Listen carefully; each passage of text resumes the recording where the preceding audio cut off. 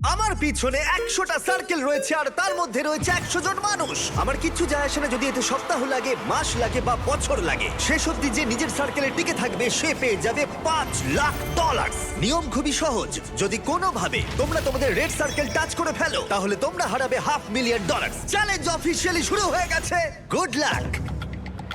ঠিক আমার পেছনেই $5,00,000 রাখা আছে। এবার দেখা যাক কি হয়। এখন থেকে এটাই আমার বাড়ি, কেউ চাইলেও এই সার্কেল থেকে আমাকে বের করতে পারবে না। $5,00,000 এটা পুরোটাই আমার হবে। আমি 27 ঘন্টা ধরে এখানে জার্নি করে এসেছি, তাই আমি অন্তত 27 ঘন্টা এখানে টিকে থাকতে চাই। বিশ্বাস করো, এটা দেখে যতটা সহজ মনে হচ্ছে ততটা নয়, কারণ মাত্র 30 মিনিট পেরোবার পরেই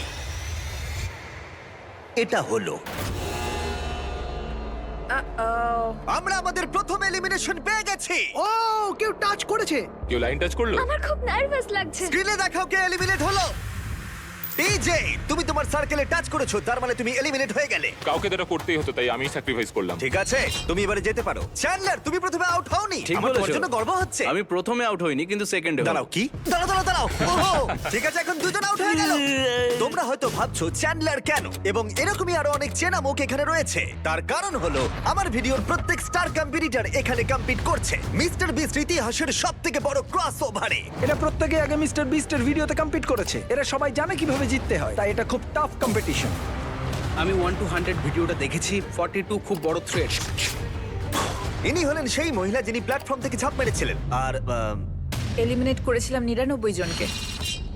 হ্যাঁ, আচ্ছা, এটা কি তোমার ওই ভিডিওর বাড়ির থেকে বড়? হ্যাঁ, এটা আমার আর গ্রিজের ওই বাড়িটার থেকে আচ্ছা। অনেকটাই বড়। ওকেও এখানে পাঠিয়ে দাও। আর এদের প্রত্যেকের জামার পিছনে তারা কত জিতেছে আর কত হেরেছে সেই অ্যামাউন্টে লেখা রয়েছে। তাহলে ল্যানেন হেরেছে $2,00,000, $2,50,000, $1,000,000, একটা $2.5 মিলিয়ন জেট, আর আরো একবার $1 মিলিয়ন কিউবে। আমি জিমির সঙ্গে থাকতে ভালোবাসি কারণ ও আমার ফেলিয়ার গুলোকে মনে করে। আর এর পরে এলিমিনেশনটা আমার ভাবনার থেকেও বেশি সারপ্রাইজিং ছিল।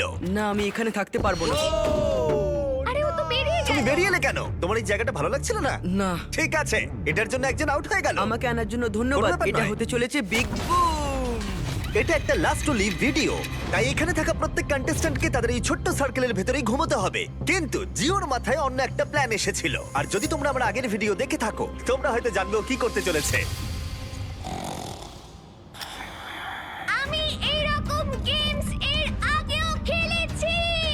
ওর জন্য কেউ ভালো করে ঘুমোতে পারছিল না, ওর প্ল্যান কিন্তু কাজ করছিল। আমি এখানে থাকতে পারবো না। গুড লাক গাইস, আমি খুব ক্লান্ত, আমি বাড়ি চললাম। এটা বয়স্কদের গেম নয়, এটা কম বয়সীদের গেম। এটা আমার কাছে কঠিন হবে। আর শুধু এই কারণেই এলিমিনেশন হচ্ছিল তা নয়, আরো 7 জন ঘুমানোর সময় ভুল করে রেড লাইন টাচ করে ফেলেছিল। আর তাদের মধ্যে একজন আর কেউ নয়, আমাদের গার্ড। আমি ঘুম থেকে উঠলাম আর আমার পাটা রেড লাইনে টাচ হয়ে গেল। প্রথম রাত্রির শেষে 14 জন প্লেয়ার $5,00,000 জেতার সুযোগ হারালো। কিন্তু আরো এলিমিনেশন হবে পরের অল টাইম ফেভারিট গেমে। গার্ডস, ব্লকগুলোকে নিয়ে এসো। তুমি আবার এনেছো এটা? ব্লগস এনেছে। যেহেতু তোমরা সবাই অভিজ্ঞ প্লেয়ার, তাই আমি ভাবলাম আমাদের অন্যতম কঠিন গেমটাকে ফিরিয়ে আনা যাক। এই গেমটাতেই আমি বেস্ট গেমে আউট হয়েছিলাম, কিন্তু এবারে আর হবে না সেটা। তোমাদের সবাইকে শুধুমাত্র লাল ব্লকের উপরে বাকি ব্লকগুলোকে সাজাতে হবে। খেয়াল রেখো তোমাদের টাওয়ার যেন পড়ে না যায়। কিছুক্ষণ পরেই আমি আবার ফিরে আমি আসছি। এটা বেস্ট গেমে দেখেছিলাম। এটা খুবই কঠিন। আমি জানি না এটা কিভাবে করব। আমি দেখেছিলাম এই চ্যালেঞ্জে অনেকে এলিমিনেট হয়ে গিয়েছিল। আশা করি আমি হব না, বা হয়তো হয়ে যেতেও পারি। ওয়াইল্ডনেস ভিডিওতে তোমরা একে অপরের এগেইনস্টে ছিলে, এখন কি তোমরা একসাথে কাজ করবে? এখন আমি ওকে বিশ্বাস এর করব। উপর দিয়ে তুমি লাফাতে পারবে? হ্যাঁ। না মানে এটা ধরে যদি তুমি লাফাতে চাও তাহলে তুমি এখান থেকে চলে যাও ভাই। সবার টাওয়ার এখন ঠিকঠাক আছে তো? হ্যাঁ, ঠিক আছে। কন্ট্রোল রুম, 24 ঘন্টা টাইমার শুরু করে দাও। এখন থেকে পরের 24 ঘন্টার মধ্যে কারোর টাওয়ার নিচে পড়ে গেলে সে এলিমিনেট হয়ে যাবে। ও মাই গড। আর এটাকে আরো ইন্টারেস্টিং করতে গার্ডস, সবার হাতে ডজ বল দাও। যখন এই 24 ঘন্টার টাইমারটা জিরোতে হিট করবে তখন লাইটগুলো রেড হয়ে যাবে আর তোমরা 10 সেকেন্ড সময় পাবে তোমাদের ডজ বলগুলোকে অন্যের টাওয়ারের দিকে ছোড়ার। আর তাতে কারো টাওয়ার পড়ে গেলে সে এলিমিনেট হয়ে যাবে। তাই সবাই নিজের বন্ধু বাড়াবার চেষ্টা করো, কারণ কেউ চাইবে না তার দিকে 20 জন মিলে ডজ বল ছুড়ুক। চলো আমরা ঠিক করে ফেলি কাকে আমরা এলিমিনেট করব। আশা করি আমার আশেপাশে যারা আছে তারা কেউই আমার দিকে ভাই, ছুঁবে না। আমাদের আশেপাশে এমন কিছু মানুষ আছে যাদের আমরা বিশ্বাস করতে পারি না। কেউ ডজ বল দিয়ে আমার টাওয়ারে মারতেই পারে, আর টাওয়ার পড়ে গেলে আমি এলিমিনেট হয়ে আমার যাব। এখন প্রচন্ড ঘুম পেয়েছে, কিন্তু আমি জানি না কি করে ঘুমোবো এখন। কিন্তু কিছু জন সত্যিই ঘুমায়নি, তাদের টাওয়ার সর্বক্ষণ গার্ড দিয়ে গেছে যাতে কোনো রকম দুর্ঘটনা না ঘটে। এটা হলো অফিসিয়ালি 3 নম্বর দিন আর আমার একটু ভয় লাগছে। এটা একটা ধৈর্যের গেম, তাই বসে থাকতে হবে, অপেক্ষা করতে হবে। যেহেতু এটা একটা ধৈর্যের খেলা, তাই স্বাভাবিকভাবেই কয়েকজন রেড লাইন টাচ করলো, আরে হাত লেগে গেল। আর একজন লিটারালি নিজের কারণেই এলিমিনেট হয়ে গেল। ও শুধুমাত্র এটা টাচই করেনি, বরং ও খুব যত্ন করে এই সার্কেলটাকে টাচ করেছে।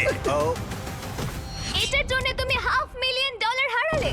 কিন্তু বেশিরভাগ জনই এই সময়টা বন্ধুত্ব গড়তে কাজে লাগালো আর ডিসাইড করলো কাকে তারা ডজ বল দিয়ে টার্গেট করবে। এটা খুবই কঠিন। কে কার সাথে দল বেঁধে রয়েছে, কে কার দিকে ছুটবে তা জানি না। সময় প্রায় হয়ে এসেছে। আচ্ছা তুমি এটা কার দিকে ছুটবে? জার্মি, আমি ওকে বিস্ট গেমে দেখেছি, ও খুব ভালো সিদ্ধান্ত নিতে পারে। এখানে অনেকজনই আমার হিট লিস্টে রয়েছে, যেমন রেন। আমি জানি হিউগো কিছু করবে না, কিন্তু ওর পাশে আছি বলে কি ভাবছো, ভয় পেয়ে যাবে? প্রায় 24 ঘন্টা ধরে তোমরা সবাই নিজেদের টাওয়ার প্রোটেক্ট করে গেছো, আর এখন ফাইনালি 1 মিনিট বাকি আছে। তোমরা অনেক সময় পেয়েছো বন্ধুত্ব করার, নিজেদের মধ্যে স্ট্র্যাটেজি করার, নিজেদের শত্রু বেছে নেবার। এটা দারুণ হতে চলেছে। 3, 2, 1 শুরু করো।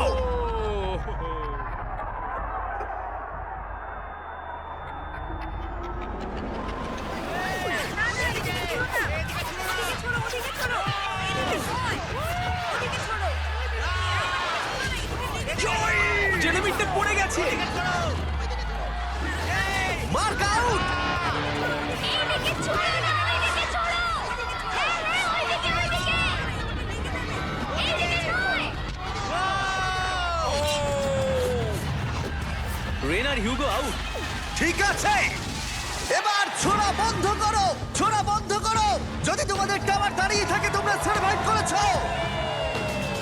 আমি পেরেছি। আমার বিশ্বাসই হচ্ছে না আমি বেঁচে গেছি ভাই।